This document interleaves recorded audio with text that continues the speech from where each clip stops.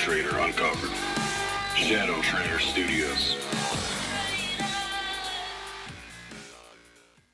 We shall see. All right, let's go back to what we started on Friday. We started a little segment called Top 10 Future Setups, where we were talking about kind of trying to bring a more systematic approach, although there's nothing really systematic about it. It's still a very discretionary approach, but a more, at least a framework. I really like that word framework. I use systematic framework. Yeah, I use that a lot in my in the stuff I write and whatever. In that, I don't believe in systems very much. I believe in systems if computers are running them.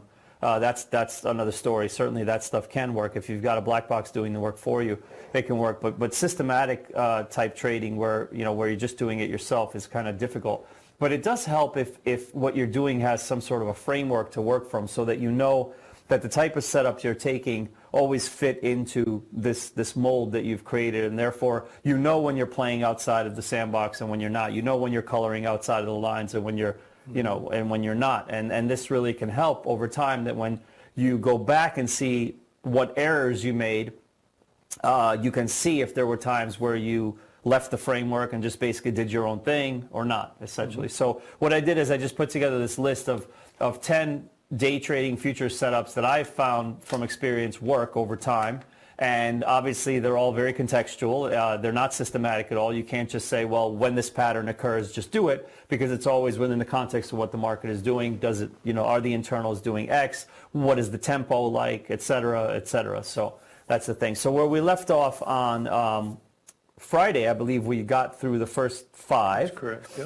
And let's just I'm just going to do a little recap of those. I'm not going to read them all off, but let me just go back through my slides here. So the first trade was to fade the extreme of the value area if from a starting point within the value area, right? The second trade was to buy the high or sell the low of the value area if you're starting outside of the value area.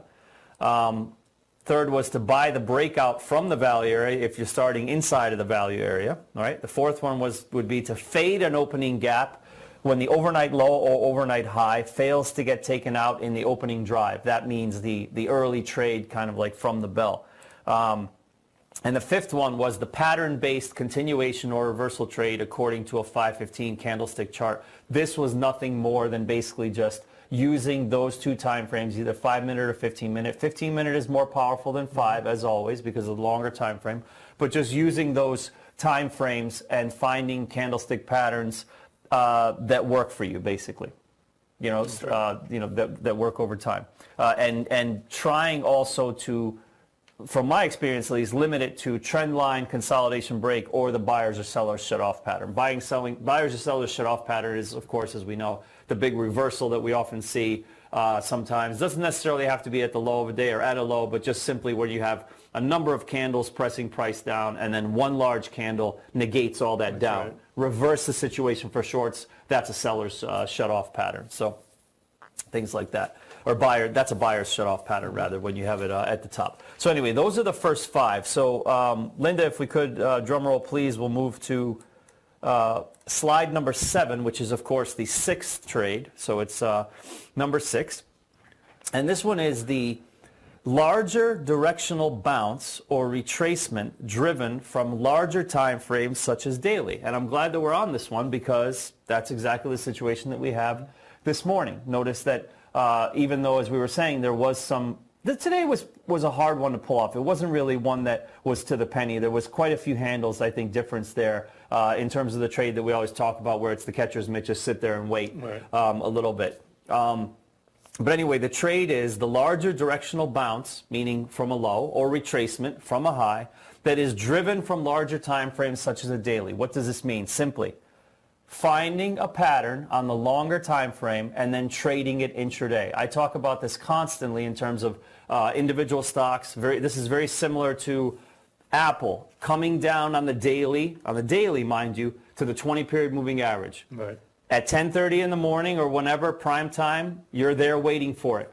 There's no specific pattern on the day time frame that would indicate, or an intraday time frame, that would indicate the stock needs to turn there. Very often the stock will be slamming down to that level on a big ugly red candle.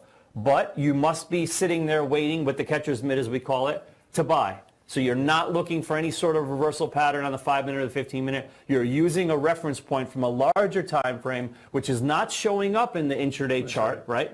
And at the afterwards, you look at it and say, oh, wow, why did that turn around there? Well, there was a 20-period moving average there. Or it was a prior 2-day low. Or maybe the stock had a low there last Thursday. Now it's Wednesday. It's almost a week later, and you haven't come back to that area yet. And now you're touching it again. So basically, it's just that. So in my bullet points, I wrote, daytime frame guidelines do not apply.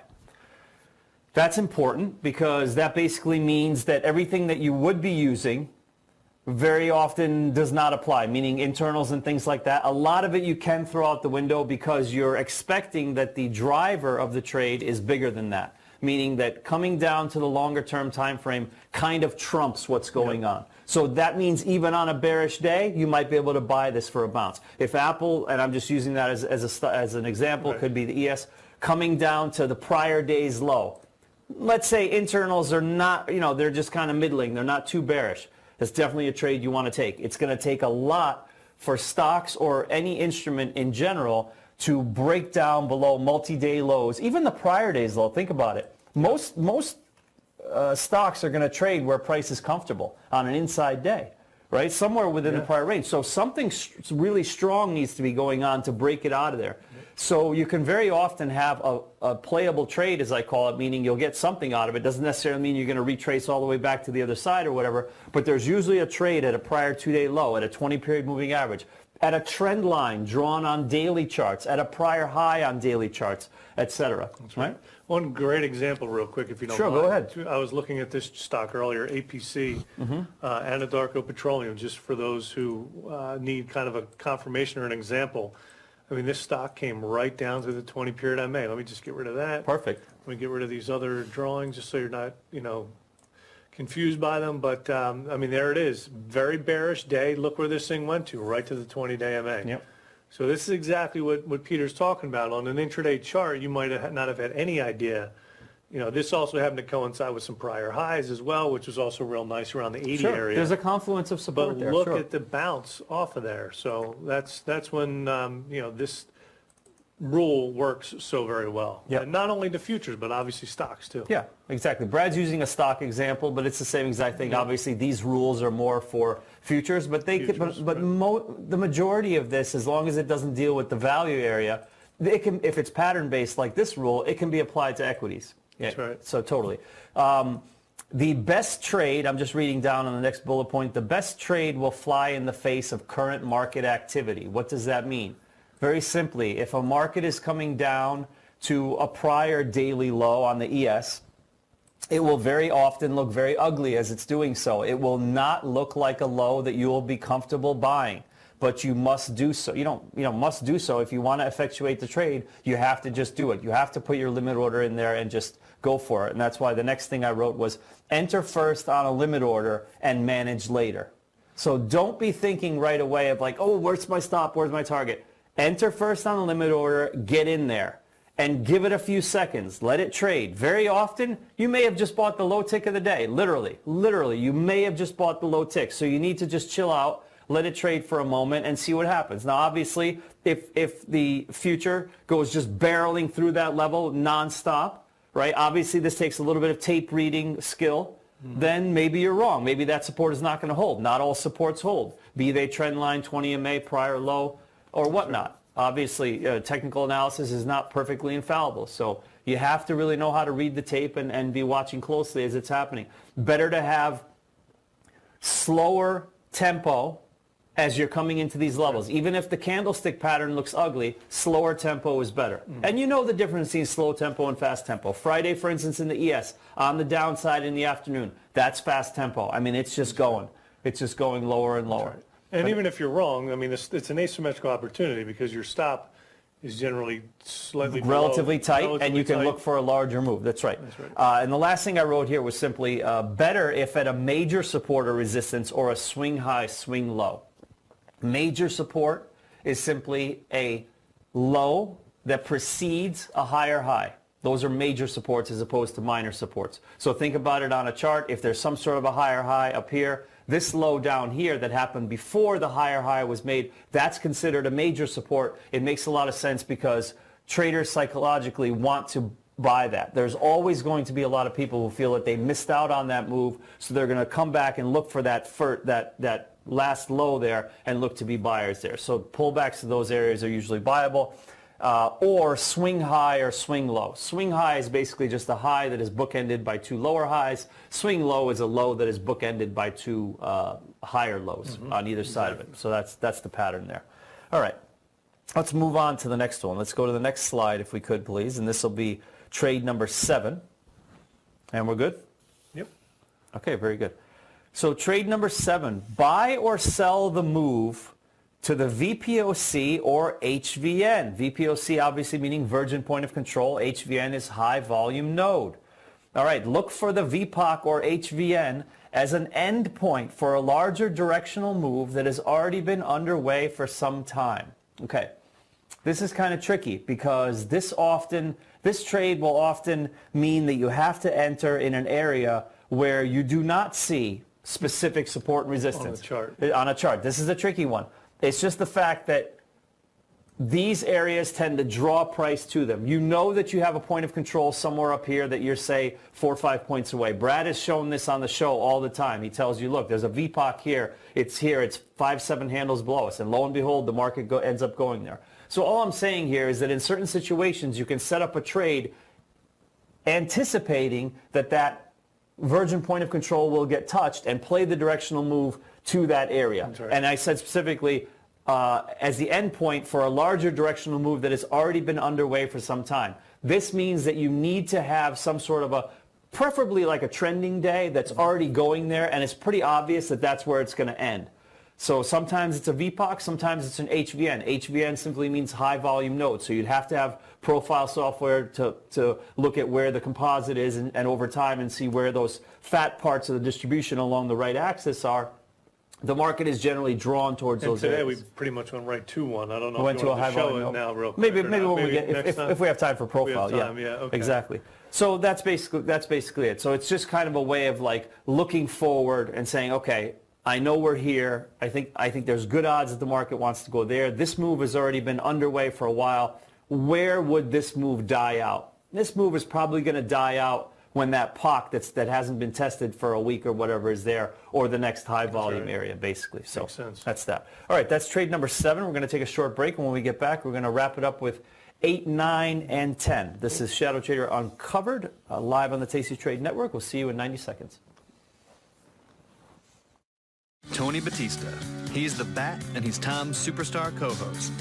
The only thing cooler than his smile, his shirts, and his expensive watch collection is his trading style. Watch him live every day the markets are open from 7 to 11 a.m. on Get Tasted, and again at 2:15 for Last Call. The most interesting man in the world has nothing on the Bat. Watch Tony, only at tastytrade.com. I could have sworn they were like at 1,000. You know, I could have sworn that they were one of those firms that bumped. What is wrong with you? Stop scratching your nipples. Don't be scratching your peanut-sized nipples on me now, okay? It's too early in the morning. 7:10 here in Chicago. You're all peeling. I'm peeling.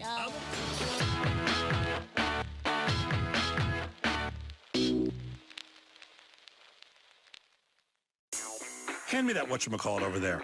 You call yourself a real man. I built a platform. How hard could a doghouse be? That doghouse may not be structurally sound, but your trading skill set will be.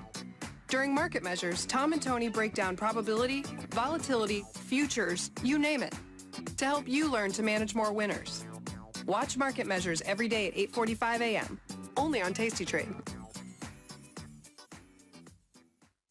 ShadowTrader Uncovered. ShadowTrader Studios. All right, welcome back. Welcome back. ShadowTrader Uncovered. Brad Agunis, your host. Peter Rezicek, your co-host. Breath improving a little bit coming into this 2:30 reversal period. This is usually an interesting time in the markets. Usually we get a little bit of a turn, either 2 or 2:30. Only 1.68 to 1 negative now and 2.84 respectively. Yeah, nice NASDAQ. You asked me the worst levels. Yeah, they were like around 3 and 6. 3-to-1 negative on the NYSE, about 6 on the NASDAQ, and that's pretty much right when the market started bouncing. And Fridays were what? 10, right? Fridays were double digit, 10 and 12. 10 and 12, right? Exactly. Much. Actually, they got to 14 and 5. 14 and 5. So much only more 5 bearish. on the NASDAQ? Yeah, the Dow, the NYSE was much weaker. Yeah. NASDAQ was down about 5, but both AD lines were down, over 2,000. NASDAQ was down around 1,900, but the Dow, NYSE AD line was down below two grand. Really, So really again, right. definitely shows a difference. And also, just real quick, in the upper left-hand quadrant, look at the breadth, Difference between Friday versus today, right? Big and yet difference. we went lower. We made a 2-day low, Yeah, we far did. below the RTH low, and look at the difference in the breadth. That's right. So that's a huge, that's an interesting tell. Right tell, there. yeah. Yeah. All right, let's rock and roll back with these top 10 futures setups. Where we left off, we are now on, we're going to move to number 8. Number 8. So 8 is up, all right. Let me just move my slide down here. All right, there we go. Okay, so this is a pretty easy one. Fade R3s and S3s. What are R3s and S3s? Brad, we can show it on the chart here. Let's open it up. Basically, R3s and S3s are the ShadowTrader pivots, level 3. It goes R1, R2, R3 for resistance points. It goes S1, S2, S3 for support points.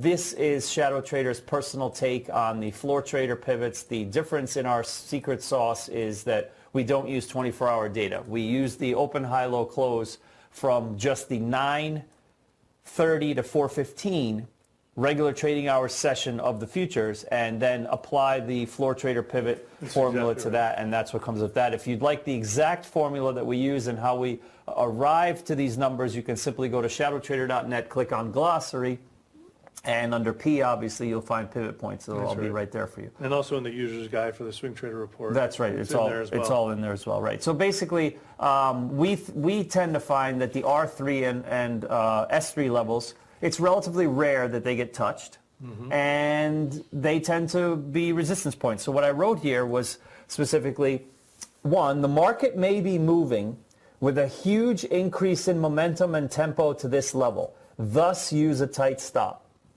This is important. What I found from experience is usually if you're doing an R3 or an S3, it's not going to be a slow tempo. So usually you would want to do a retracement type of reactionary trade, responsive trade as we call it, on slower tempo.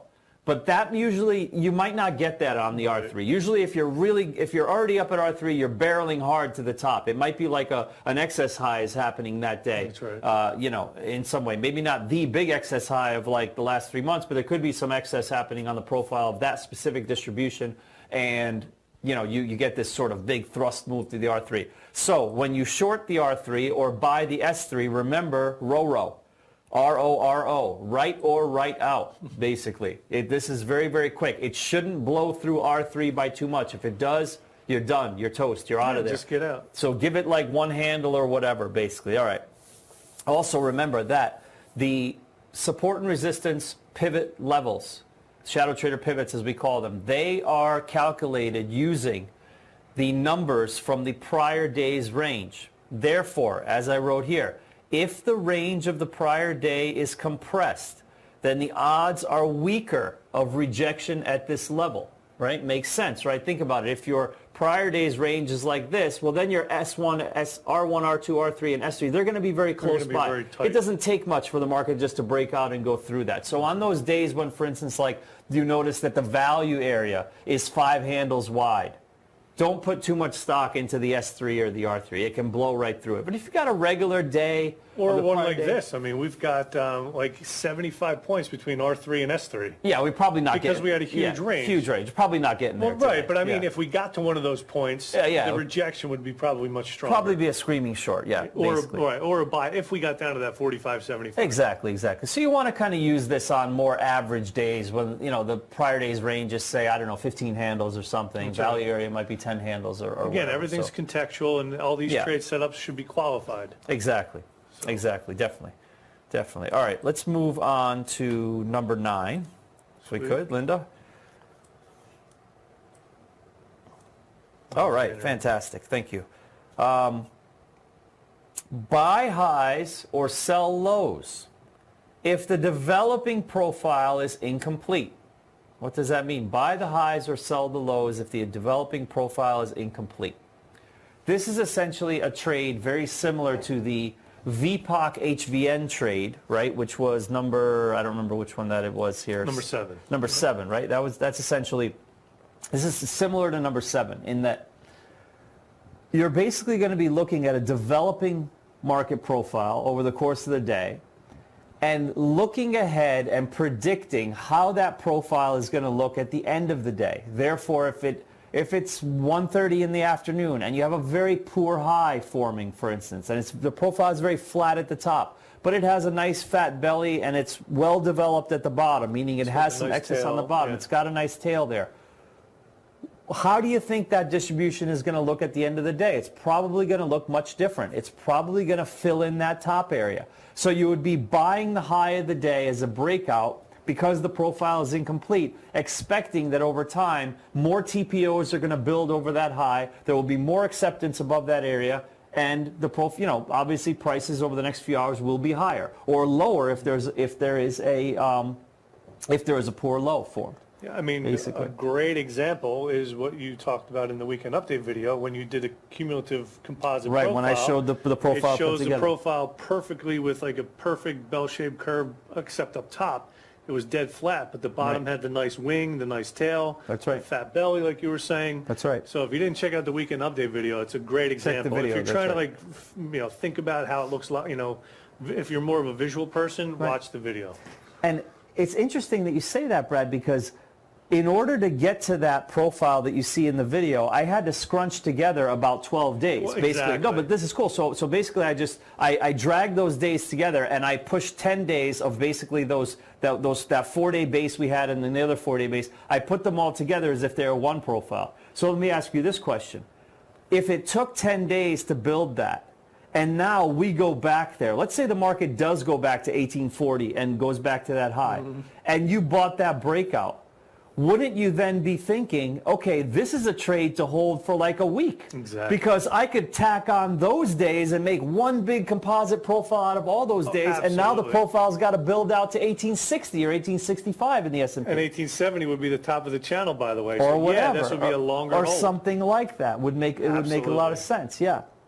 It would make a lot of sense. So that's kind of cool. So, but anyway, obviously, I just wanted to show that this is all applicable to the larger time frames, but what we're talking about here is just the day time frame. So once you're in this trade, going through the bullet points, okay, your target is the same distance as from the end of value to the end of the excess on the opposite side of range. What does that mean? That means that at the bottom part of the range, and we're assuming this is a long trade to keep things simple. Obviously, you can just flip everything upside down for a short trade.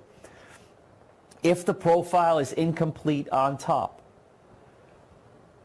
where would price go in order to make that profile more symmetrical? Exactly. Probably the distance from the value area low to the low of the day. Basically it. Just cut off the bottom, get your glue stick out from your little desk at your kindergarten, put it on there. Get your safety scissors out, right? Get your picture pages out, get your Captain Kangaroo on, and paste it on there, basically.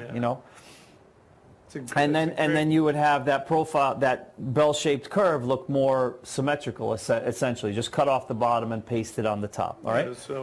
Yeah, basically, tempo and internals must be showing a building of pressure below the poor high or above the poor low.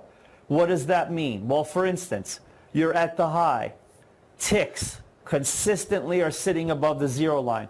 Every time the market comes up to that poor high and backs off, hence creating the poor high, what's the nicey tick doing, for example? Is it slamming back down to like negative 800, or is it just barely budging and coming back to the zero line? This tells you that stocks are definitely building pressure at that level. How is the advanced decline line acting as you came up to that high? Probably just gently keeps climbing. That's usually how the AD is, because the AD moves slow enough that it doesn't act like the tick, where it just, as price moves up and down, it doesn't mirror it. Like look at what's happening now over the last, say, 7 or 8 15-minute bars in the quad.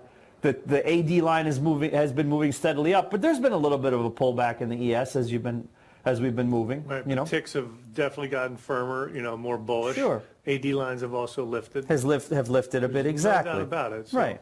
So you want to basically know when that pressure is building. You don't want to just be buying any type of poor high or selling any type of poor low just because you're using some sort of pattern recognition in your mind and you're thinking, oh, well, that profile is going to look different at the end of the day. That's not necessarily true. Very often a market will close on a poor high or a poor low, and that's just what the profile looks that day, and the repair will come later. The next day. And or then day and then you can take this trade setup the next day and say, okay, well, I know this profile needs repair. Anything up over the prior day's high, I'm going to buy. I'm sure I can get some profit out of that because it's going to, it's going to look better at the end of the day.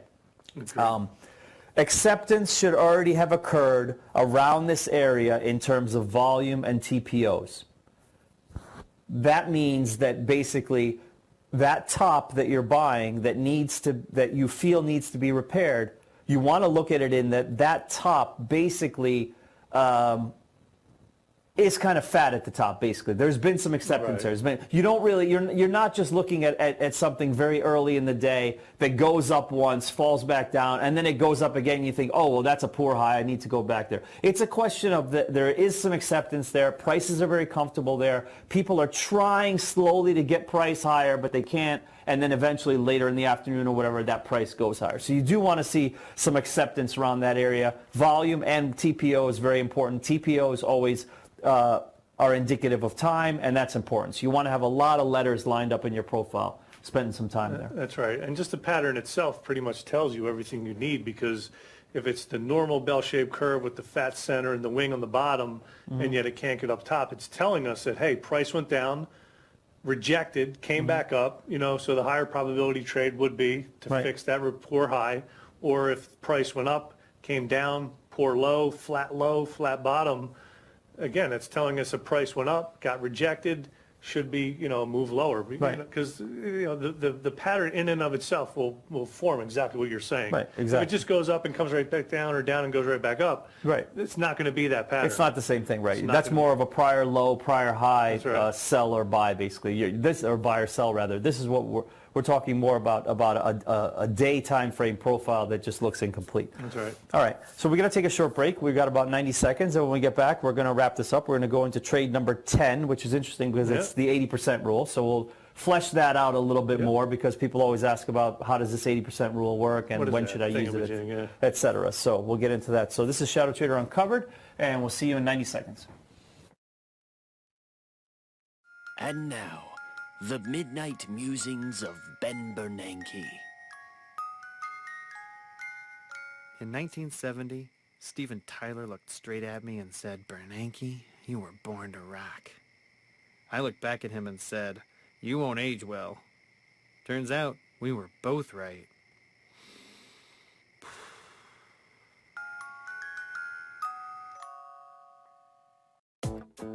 Adam Roth is the founder and CEO of Streamlink Software. We'll talk to him live Tuesday, January 28th as part of our series, Bootstrapping in America.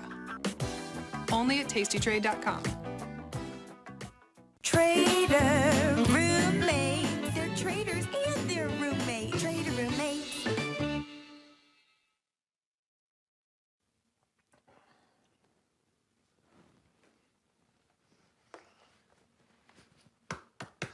Woo! What are you doing? Bonds are up. So? I'm short bonds. And what's the deal here? Whenever I want bonds to cool off, I just put a little gold bond, down there, and That is disgusting. it works. Really? I'm short bonds too.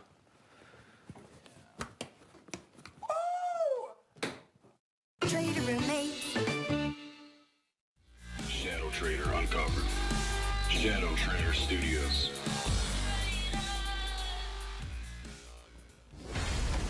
All right. Welcome back. Very nice. Welcome back indeed. This is ShadowTrader Uncovered, live on the Tasty Trade Network from our beautiful offices here in the city of brotherly love, Philadelphia, Pennsylvania. Brad Agunis is to my right. I'm Peter Rezicek, co-host, and we are right in the middle, kind of coming into the home stretch of our top 10 futures day trading setups. Yep. I do want to just mention before we get into that, breadth is almost even on the NYSE. Can you believe that? That's right. Almost all the way back. Almost all a the way little back. bit of rejection of value area low.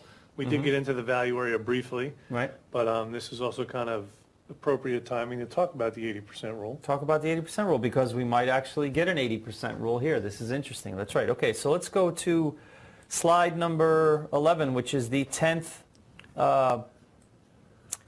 rule, or 10th trade setup. Here we go. Setup. 10th trade is to buy or sell the 80% rule trade. And I purposely put this one at the end because it is definitely the hardest one to trade. And a lot of people, I don't know if you can recall, a gentleman emailed in, and I think I used it in the weekend update, where he was saying, like, you know, why do you still talk about this? Like, Dalton doesn't believe in the 80% rule. I think it's nonsense, so why do you talk about this? Well, I disagree, basically. I think that it does still have merit. It's all about context, basically. If you just look at it systematically, then yes, it definitely has, because maybe, and I haven't found any data on this, but maybe it doesn't really work 80% of the time. Maybe it works 80% of the time when market internals and tempo are right.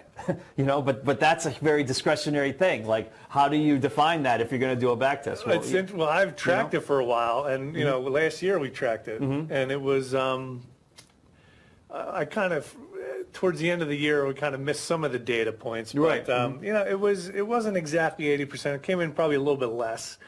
But, you know, still, maybe 75% of the time. However, the data set I don't think was big enough. Probably not big enough. And the thing is, like, correct me if I'm wrong, but you didn't write down what was going on with the internals and the context every single time. I'll bet you it really worked a lot when you had good context. Well, yeah, that's exactly right, Peter. And I always talk about this. Basically, what the 80% rule, and I'll start with this. Sure. Whenever the market gets outside of the value area, and for me, the market has to open outside of a value area. Right. To me, that makes it a big difference. Much easier. Because today, we actually opened inside the value area. Right. Normally, though, if we were to gap and open here or gap and open above the value area, that to me makes it a little bit different. But in essence, the spirit of the law, so to speak, is whenever the market gaps above or below a value area, then gets into the value area for 2 consecutive time periods, and we're talking 30-minute bars, not 5-minute bars, not 15-minute candles, 30-minute candles.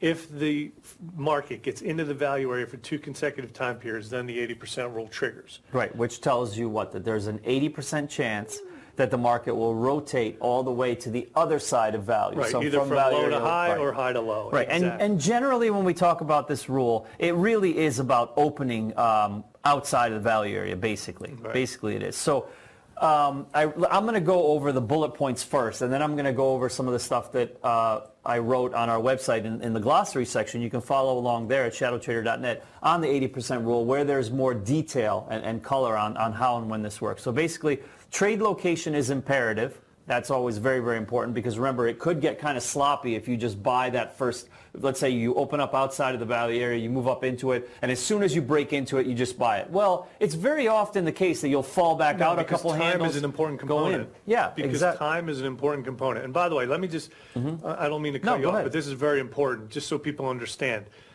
Even though we didn't open up outside the value area today, what the two 30-minute periods means is right now, folks, you can see it's 2:50 p.m. basically.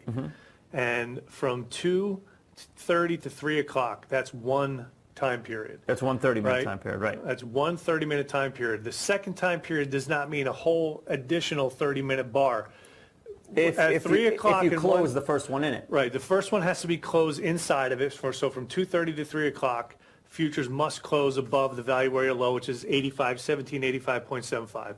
And then from 3 o'clock and 1 second, as soon as that next 30-minute bar forms, as long as it's above the value area low, like in this case, then the 80% triggers. Right. Okay. Now that's only when the first 30-minute period closes inside. It doesn't have to. That's right. 2 consecutive 30-minute periods must trade within the value area. That's why if the first 30-minute period, and it doesn't have to be the first one of the day, but we're saying the first 30-minute period that gets up into the value area from below, if that 30-minute period closes inside the value area, then you do not have to wait another half hour. The next bar will obviously open inside the value area because that one closed. There's no gap in between intraday and the futures, and bam, the rule is satisfied. It's done right there. And this is a 30-minute bar now. I just changed the chart. So as long as this bar in the next 8 minutes closes above the value area low and the next one opens, it triggers. It satisfies. It triggers the 80% rule, right.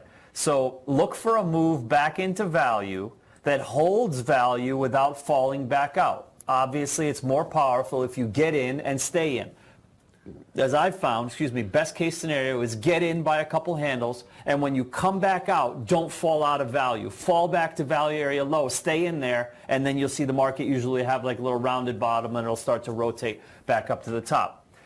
Your stop is always below or above the last pullback or retracement after entering the value area for the first time. Makes sense. It's just like what I talked about a second ago. You go up and in, you pull back to the value area low, you go sideways. Okay, you enter. Where's your stop? Just underneath that pullback. You can fall out. That's no problem. You fall out of the value area. Mark off that low. Get an entry. Put your stop right under there, basically. That's the thing. So it is kind of tricky. I want to go over some of the things that were written here on the website here. Basically, the definition is there. Futures trading technique which operates under the assumption that if a market opens outside its value area where 70% of the prior session's volume traded and then trades into value for 2 consecutive 30-minute periods. Why the 30-minute periods? Well, those are the TPOs, obviously, right? Every one of those little letters that we show you when we show market profile, every one of those is called a TPO, or time price opportunity, and those all designate each 30-minute period, basically, right? Going on trades into value for 2 consecutive 30-minute periods, there's an 80% chance that market will rotate all the way to the other side of value. Okay, then I give an example and then some important notes. As we were just saying, neither 30-minute period has to close inside in order for the rule to be satisfied, just needs to trade inside it. So neither period needs to close there. That's important. First 30-minute period closes inside. This is what you were saying. Rule is automatically satisfied, as that implies that the second one will open inside of value. You need not wait for the second 30-minute period to close. The rule works both ways, whether the market is moving down from above the value area or from below it. If the market opens up inside of value and then trades out of value, the rule applies the same way. So this is a situation like today. If the market can trade back up inside value for 2 consecutive 30-minute periods, then it has an 80% chance of rotating to the other side of value. Last point, which is most important.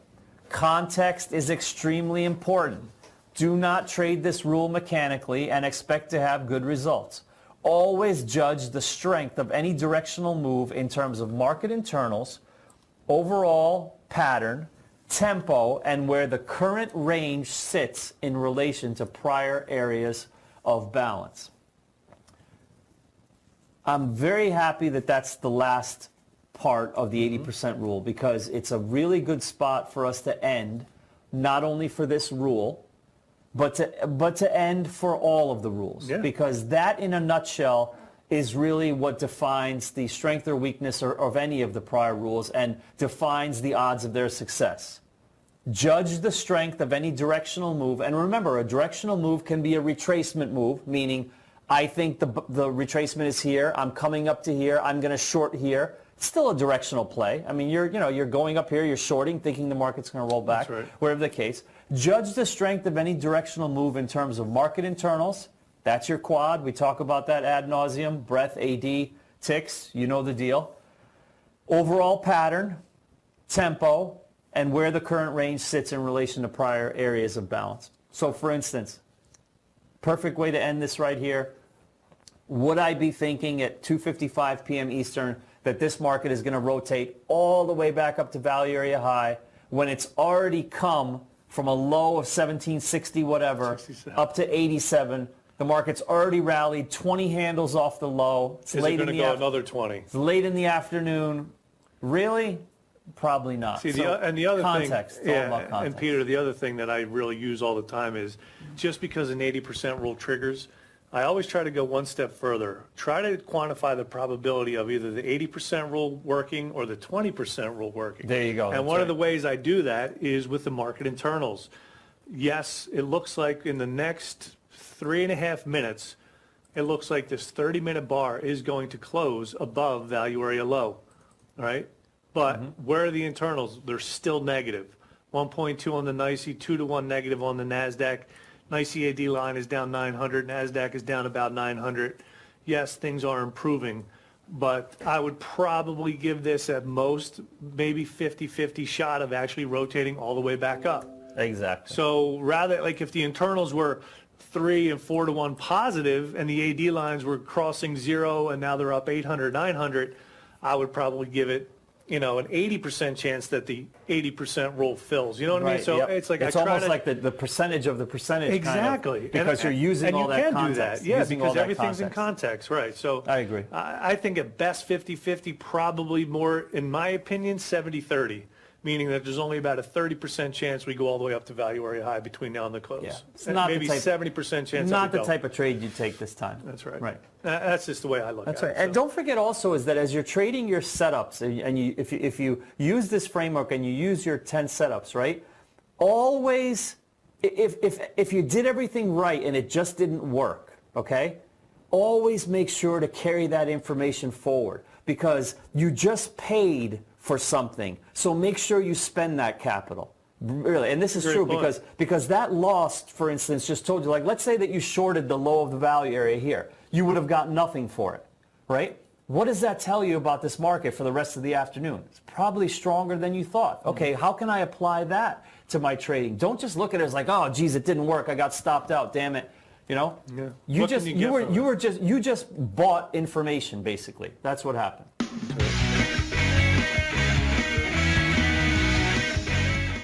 ShadowTrader uncovered. ShadowTrader Studios.